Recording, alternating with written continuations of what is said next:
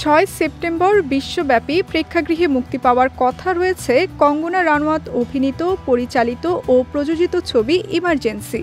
কিন্তু মুক্তির মাত্র ৭ দিন বাকি থাকলেও ছবিটির মুক্তি নিয়ে শঙ্কা দেখা দিয়েছে।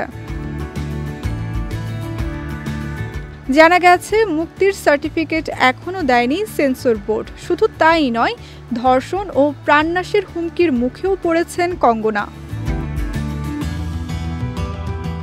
সম্প্রতি নিজের সোশ্যাল মিডিয়া হ্যান্ডেলে পোস্ট করা একটি ভিডিওতে কঙ্গনা প্রকাশ করেছেন যে তার পরিচালিত এই ছবি এখনও সেন্সর বোর্ডের তরফে সবুজ সংকেত পায়নি। তাই তো সেন্সর সার্টিফিকেটের অপেক্ষায় এখন এই অভিনেত্রী পরিচালক।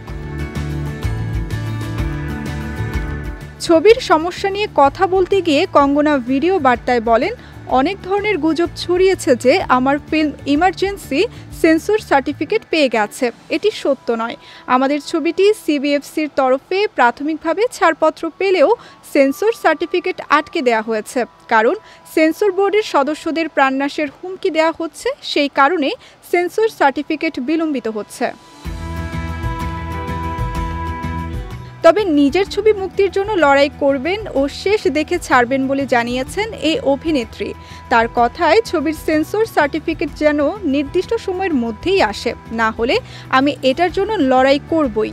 ছবি মুক্তির জন্য আমি আদালত পর্যন্ত যেতে পারি। আমি আমার অধিকার রক্ষা করবই। ভয় দেখিয়ে ইতিহাস কেউ বদলাতে পারবে না।